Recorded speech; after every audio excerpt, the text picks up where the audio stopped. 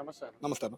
అన్న ఈరోజు కనుక చూసుకున్నట్టయితే చంద్రబాబు నాయుడు గారు అంటే వాళ్ళ అమ్మని తిట్టిరని చెప్పి కానీ ఇలాంటి వాటిపైన ఎవరైతే అంబటి రాంబాబు గారు మొన్న ప్రెస్ మీట్ పెట్టి కూడా చాలా దుర్భాషను బయటకు వచ్చినాక కూడా విచక్షణ రహితంగా మాట్లాడడం అయితే జరిగింది. అది ఎంతవరకు కరెక్ట్ అన్న? రాంబాబు గారు హైదరాబాద్ అనుకుంటున్నాడు. గుంటూరు కారం దెబ్బ మొన్న టీడీపీ దెబ్బే చూశాడు. త్వరలో ఏంటంటే జనసేన దెబ్బ, గుంటూరు కమ్మ దెబ్బ కూడా ఆయన చూడబోతాడని చెప్పేసి కళాఖండగా చెబుతున్నాను. ఎందుకంటే నోటి తొల తగ్గట్ల 18 రోజులు జైల్లో ఉండొచ్చా. జైలు అంటే ఏదో కామన్ అయిపోయింది, కేసులు అంటే ఒక కామన్ అయిపోయింది, పోలీసులు అంటే ఒక భయం అనేది లేకుండా పోయింది. ఆ కానిస్టేబుల్ ఏం మాట్లాడుతున్నాడు, ఏం మాట్లాడి చేసేసారా నా ఇల్లు తగలబెట్టి, మరి నువ్వు చేసిన నోటి తొల వల్లగా మాట్లాడింది. ఆడ పోలీసులు ఏడుండారు, నీ ఇల్లు తగలబెట్టినప్పుడు పోలీసులు ఉండారా? నీ ఇల్లు తగలబెట్టినప్పుడు పోలీసులు ఉండారా? నిన్ను పలకరించడానికి వచ్చినప్పుడే, మీ ఇంట్లో పలకరించడానికి వచ్చినప్పుడే నగలపోయినాయి. మరి అవన్నీ బయటకు చెప్పొచ్చుగా నువ్వు. నీ ఇల్లు తగలబెట్టారని చెబుతున్నావు అంత గర్వంగా. ఎందుకు తగలబెట్టారు? నువ్వు చేసిన నోటి తోలాగా. నువ్వు ఒక లాయర్ అయ్యా, ఎవరో పెట్టారు కటౌట్, వెళ్ళి కేసు పెట్టచ్చుగా. నువ్వు పోలీసులకు గౌరవం ఇచ్చేవాడివి అయితే నువ్వు వెళ్ళి కేసు ఎందుకు పెట్టలా? నువ్వు మళ్ళీ ఇంకా పోలీసుల గురించి మాట్లాడుతున్నావు అంటే నేను ఇంకేమనాలి రాంబాబు గారు? కులాల రాజకీయం ఎత్తుతున్నావు. పవన్ కళ్యాణ్ గారు రాజకీయ పరంగా, ఆయన పార్టీ పరంగా 10 సంవత్సరాలు కష్టపడ్డాడయ్యా. 10 సంవత్సరాలు రాష్ట్రం కోసం కష్టపడ్డాడు ఆయన. ఒక ప్రతిపక్ష నేత పెట్టిన టార్చర్లకి నిలబడి కష్టపడ్డాడయ్యా. నీకులాగా ఆడికాళ్ళు ఈడికాళ్ళు పట్టుకోలే. కళాఖండగా నిలబడ్డాడు, కలిపాడు, 2 గవర్నమెంట్లు కలిపాడు. కేంద్ర గవర్నమెంట్కి అవసరం వచ్చేటట్టు చేశాడు ఆంధ్ర గవర్నమెంట్ని. అది పవన్ కళ్యాణ్ అంటే. ఏం తెలుసని నువ్వు మాట్లాడుతున్నావు? పూర్తిగా తెలుసుకుని మాట్లాడు, లేదా తెలియదంటే నోరు మూసుకుని కూర్చో. అదేవిధంగా అసెంబ్లీలో మన వెంకటేశ్వర స్వామి పటాలను, చిత్రపటాలను చెప్పులు వేసుకొని అవి ప్లకార్డ్లాగా పట్టుకొని వైసీపీ కథలు అది పట్టుకోవడం ఎంతవరకు కరెక్ట్? అంటే హిందూ ధర్మాన్ని కానీ సనాతన ధర్మాన్ని కానీ పోగొట్టినట్టే కదా ఈ విషయంలో చూసుకున్నట్టయితే. అన్న మెయిన్ టార్గెట్ చేశారు వెంకటేశ్వర స్వామి. ఆయన కలియుగ దేవుడు. ఆయన జోలికి వెళ్ళినాడు ఎవడు బాగుపడిన చరిత్ర లేదు. ఆయన గురించి మనం ఇంకా మాట్లాడినా కూడా, ఇట్లాంటి పనికిమాలిన యదవులు చేసే పనుల గురించి కూడా మనం మాట్లాడినా మనల్ని కూడా బాధేసింది. మాట్లాడాలన్నా బాధేస్తుంది. ఆ దైద్యులు మాట్లాడిన మాటలు కానీ, వాళ్ళు వేసే ఆస్తలు కానీ ఎట్లా ఉన్నాయంటే ఒక రకంగా ఉండే. ఓకే, అది ఏంటంటే కల్తీని, లడ్డు అంటే ఎంతో ప్రేమగా ప్రేమించి తినేవాళ్ళం అన్న. లడ్డు విలువను తగ్గియాలని చూస్తున్నారు, అది ఎప్పటికీ తగ్గదు. అది కల్తీ అయినా కానీ ఆయన మీద ప్రేమ అనేది ఉంటుంది, ఆ లడ్డు మీద ఆదరణ అనేది ఉంటుంది. ఈ యదవులు ఎన్ని ప్రయత్నాలు చేసినా అది దాని వాపావం ఉండదు అనేది తెలుసుకోవాలి ముఖ్యంగా. అది అదేవిధంగా అంబటి రాంబాబు గారు చేసిన వ్యాఖ్యానాలు ఏవైతే పవన్ కళ్యాణ్ గారి పైన చేశారు, ఇది కాపు కాదు అని చెప్పి చేశారు కదా, వాటిపైన కూడా పవన్ కళ్యాణ్ గారు మాట్లాడడం అయితే జరిగింది. అంటే ఒక్కొక్కరిని తోలు తీస్తా, మళ్ళీ ఇట్లాంటి వ్యాఖ్యానాలు చేస్తే, కుల రాజకీయాలు రెచ్చగొడితే ఊరుకునేదే లేదు. ఎక్కడ రౌడీలు ఉన్నా సరే వాళ్ళకి రౌడీ షీట్ ఫైల్ చేసి అక్కడ వెంటనే చర్య తీసుకొని ఒక్కొక్కరిని ఏరి పారేస్తా అని చెప్పి పవన్ కళ్యాణ్ గారు అయితే వార్నింగ్ ఇవ్వడం జరిగింది. దీనిపై మీ స్పందన? గట్టిగా ఇచ్చారు అన్న, పవన్ కళ్యాణ్ గారు గట్టిగా ఇచ్చారు. ఎందుకంటే ఆ దైద్యుడు చేసినవి కుల రాజకీయాలు పిఠాపురంలో రీసెంట్గా విన్నాం. పిల్లల మధ్య కూడా కుల రాజకీయాలు చేయాలని చూసిన పార్టీ ఏదన్నా వైసీపీ పార్టీ అనేది కళాఖండగా పవన్ కళ్యాణ్ గారు కూడా చెప్పారు. ఇప్పుడు అదే విధంగా నీకు ఎవరు రాంబాబు గారిని జైల్లో పెట్టినగానే వాళ్ళ కూతురికి అన్నా పవన్ కళ్యాణ్ గుర్తొచ్చాడు. ఎన్ని మాట్లాడినారన్నా?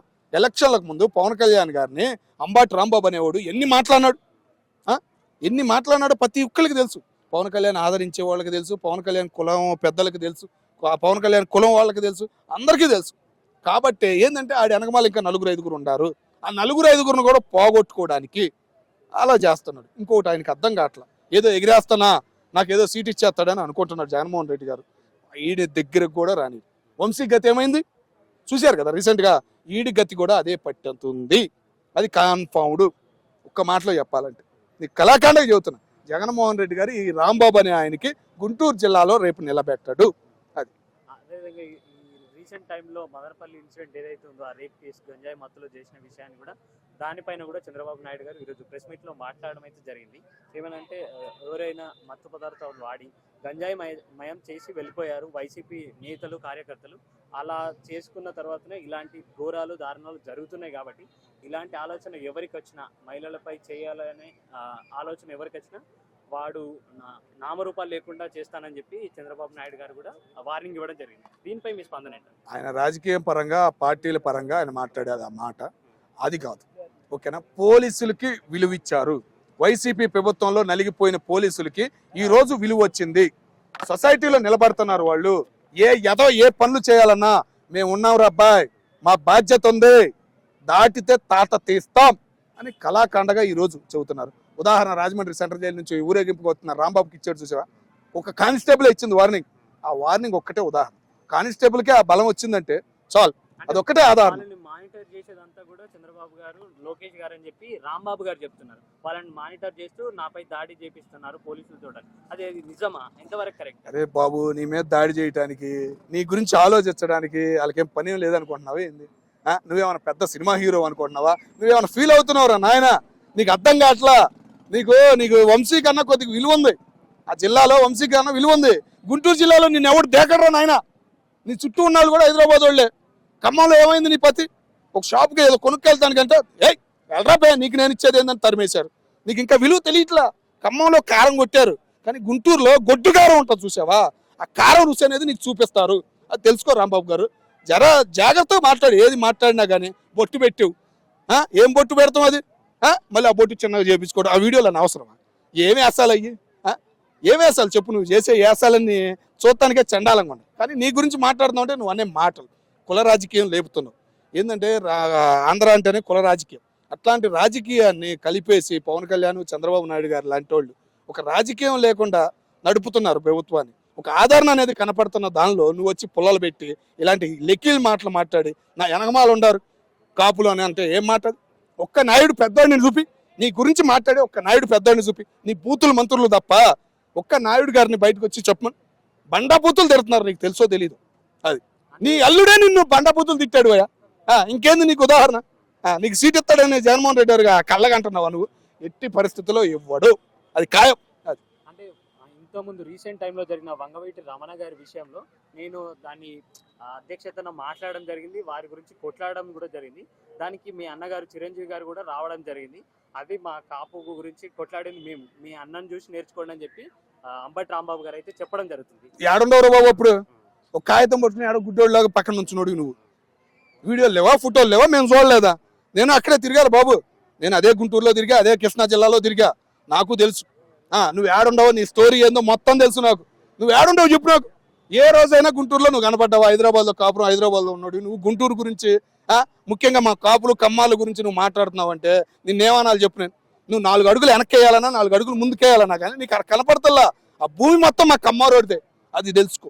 నీకు గుంటూరు జిల్లా కారం నేను చూస్తున్నాగా, కారమే తింటున్నావు. గొడ్డు కారం ఎట్టా ఉంటుందో నీకు తెలియదు. అది చూపించే పరిస్థితులు వస్తాయి. ఓకేనా? పోయి పెన్సాని చంద్రశేఖర్ గారితో పెట్టుకున్నావు. ఆయన 24 గంటల సినిమా చూపించినా కూడా నీకు బుద్ధి రాట్లా. ఇంకా ఉంటుంది 12 గంటల సినిమా ఒకటి ఉంటుంది ఆయన దృష్టిలో, అది కూడా నీకు చూపిస్తాడని నేను అనుకుంటున్నాను. అంటే ఈ కేసుల విషయంలో ఎవరైతే వచ్చారో వాళ్ళందరూ కూడా బ్లూ బుక్ లో ఎక్కుతాయి అనుకుంటారా? అన్న, ఈ అన్ని పేర్లు, ఈ లంబాల పేర్లు బ్లూ బుక్ లోకి అవసరం లేదు. ఓకేనా? వైసీపీ వాళ్ళు చేసినది వేరే. చంద్రబాబు నాయుడు గారిని ఇబ్బంది పెట్టిన కొన్ని క్యాండిడేట్లు వాళ్ళు కూడా బయట వాళ్ళు కాదు, మా కమ్మారే. చంద్రబాబు నాయుడు గారి కులం వాళ్ళే బయట బాధ పెట్టారు. వాళ్ళు ఎవరు? వంశీ మెయిన్. అడిగి బుద్ధి వచ్చింది. ఇంకా కనపడకుండా ఎవరుంది? కొడాలి నాని గారు ఒకళ్ళు ఉన్నారు, ఆయన కూడా కనపడతారు. ఆయన ఆరోగ్యం బాగోట్లేదు ఏమో, కానీ ఆయన కనపడతారు. అరే బాబు, నాకు పార్టీ లేదు, నాకు పదవి లేదు, నేను ఎమ్మెల్యేగా కూడా గెలవదు, నాకెందుకు బాబు?